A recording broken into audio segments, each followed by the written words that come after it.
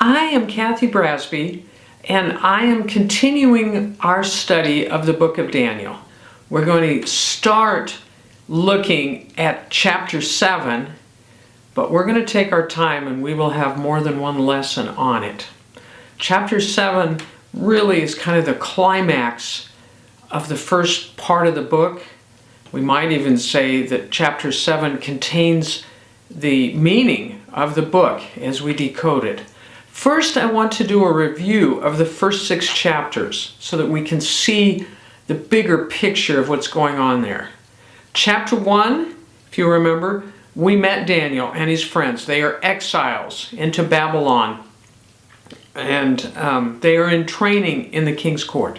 You remember that Daniel proposed a food test, and through that test, we could see that God could take care of his faithful better than the king could. We see that God has not abandoned his people, but he cares for his faithful. This would be huge for people in exile, wondering if God has forgotten them. Chapter 2 is when we met the Babylonian king Nebuchadnezzar, and he had a dream. If you remember, he refused to tell his advisors what the dream was. Eventually, Daniel not only tells him the dream, interprets the dream. It was the dream of the statue, of the different layers of metal. Daniel explains that this statue represents kingdoms that will be eventually destroyed by this great rock, which represents God. Chapter 3. This is when Daniel's friends, Shadrach, Meshach, and Abednego, refuse to bow down to this great golden statue and are thrown into a fiery furnace. In chapter 3, we learn that God could protect his faithful in miraculous ways. Nebuchadnezzar declares that their God is the Most High God.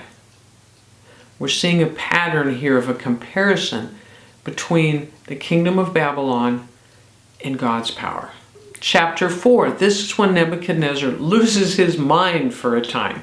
He has a dream that comes true. He ends up out in the wilds, eating like an animal, and then eventually is restored to his throne.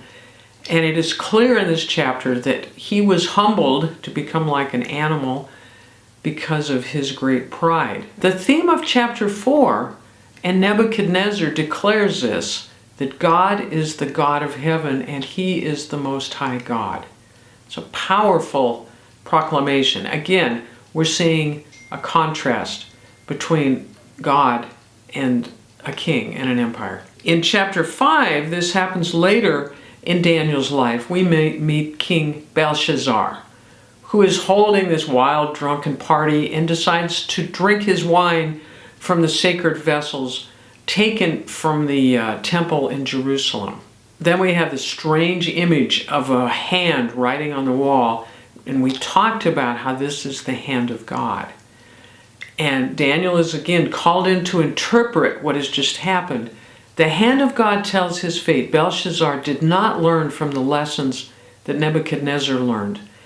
And God humbles those proud kings who think they are invincible. Chapter 6 is our just most recent study when Darius the king is tricked into creating a proclamation that everyone must pray to him for 30 days. Daniel continues to pray to God and is thrown into this den of lions.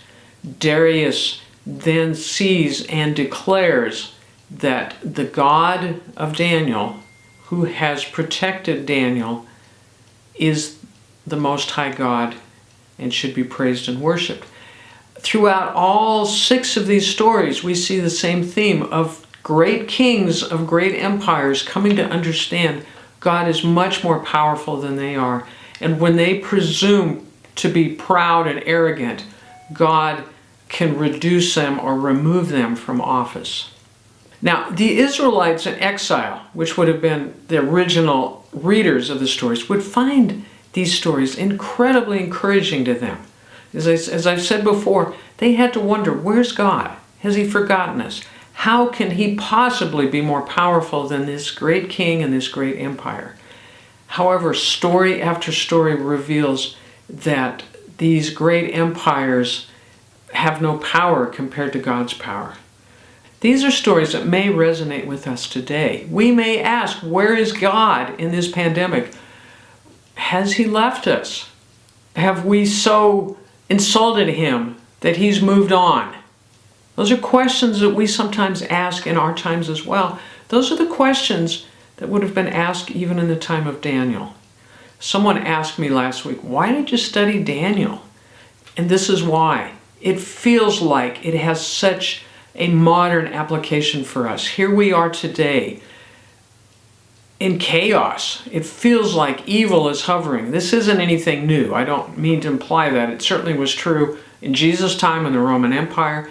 Many times historically, people of God have felt chaos and evil pressing in on them.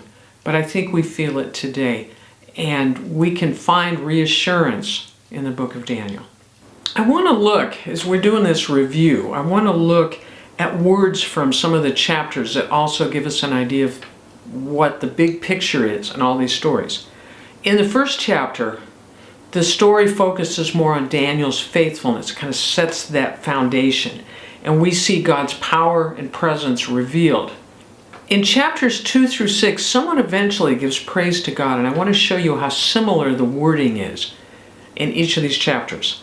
In chapter 2, these are Daniel's words. He said, "Praise the name of God forever and ever, for he has all wisdom and power."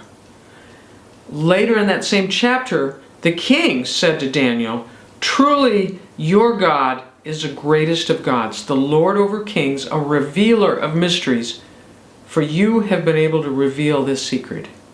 You can see how the story gives some description of the power and the presence of God. In chapter 3, after Nebuchadnezzar sees the three young men emerge from the fiery furnace and it's clear God has protected them, he says, "Praise to the God of Shadrach, Meshach, and Abednego. He sent his angel to rescue his servants who trusted in him. They defied the king's command and were willing to die rather than serve or worship any god except their own God." On in chapter 4, this is when Nebuchadnezzar for a time loses his sanity and then has it restored to him. "After this time had passed, I, Nebuchadnezzar, looked up to heaven. My sanity returned, and I praised and worshiped the Most High and honored the one who lives forever. His rule is everlasting. His kingdom is eternal." You can see how Nebuchadnezzar's understanding is developing even from chapter 2 and 3 and 4. He is now coming to say, "I praised and worshiped the Most High." Before he recognized God, now he is recognizing God as the Most High. He's learning. Chapter 5, where Belshazzar just ignores what God has taught Nebuchadnezzar, this is what Daniel says to Nebuchadnezzar. "Your Majesty, the Most High God, gave sovereignty, majesty, glory, and honor to your predecessor, Nebuchadnezzar." Belshazzar was oblivious to all this, but Daniel reminded him that any power, any glory, anything like that that a king had came through the hand of God. God gave it. In chapter 6, we see Darius, who discovers that God has protected Daniel in that den of lions. And these are some of Darius's words. "I decree that everyone throughout my kingdom should tremble with fear before the God of Daniel, for he is the living God, and he will endure forever. His kingdom will never be destroyed, and his rule will never end." We see Darius really giving God true and full praise. Before we start in Daniel chapter 7, because it is an apocalyptic chapter, we're going to review a few Bible study techniques that we'll need before we jump into the chapter. There's a term called exegesis, and it means reading out of the text. What that means We allow the text to inform us. We do not go to the text with our understandings or preconceptions. Even when you've studied a text many times, it's so easy to lay on it what you heard in a sermon or in a Bible study or read in a book and miss some of the pieces that are in that particular passage. So we're going to try not to do that as we look at Daniel 7. So exegesis is reading out of a text. Eisegesis is reading into the text. We want to avoid eisegesis. We don't want to place our opinions on the text and somehow make that text support what we say. We want to do exegesis, reading carefully and gaining meaning from the text. I like this quote. As readers, we want to place ourselves in front of the text and allow it to address us, rather than behind it and force it to go where we want. The reader's background and ideas are important in the study of biblical truth. However, this must be used to study meaning rather than create meaning that is not there. This can be hard work for us. We tend to bring our 21st century understanding to those ancient texts, and we assume they mean what we think they mean. But first, we need to understand, what did it mean to those original readers? What would they have understood? What principles would they have drawn out of the text? Those principles are often applications that we can apply to our own lives. But if we get it backwards and try to take application, press it onto the text, we may well have the wrong application. All right, let's talk about apocalyptic literature for a minute. We need a new reading strategy for that. That's a difficult and unusual style of literature for us. Apocalyptic comes from the Greek word apocalypsis, which means revelation.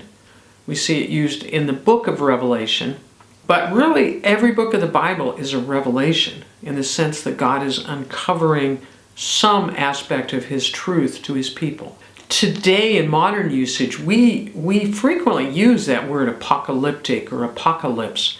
We have movies and books that are looking at future times. They generally have an impending sense of doom, a feeling that history, existence, could come to end at any moment. We see that in even our art and literature today. That idea of a violent end to history is not that far from the view of biblical apocalyptic literature. Daniel and Revelation are the most well-known, but apocalyptic literature appears in other books of the Bible as well. Biblical apocalyptic literature has no sense of doom and pessimism. These books like Daniel, Revelation, they just beam with joy and optimism. The good guys win. They celebrate the end of human corruption and the oppression of God's people. That's where we are today. We live in a time of corruption and oppression. We may not feel it moment by moment, but that's where we are. And apocalyptic literature just deals with that sense of battle, of good versus evil. Apocalyptic is an underground language that criticized tyrannical and anti-God empires in a concealed way. Those empires, the people of the empires, wouldn't understand what was being said in that literature. The intent of apocalyptic literature is to comfort God's people during times of trouble. It's a pretty simple one. Really was one of the motivations even to do this study today. It feels like as people of God, we're seeing times of trouble. And apocalyptic literature provides comfort. One of the biggest things that it does is celebrate God's victory over the enemies of the godly.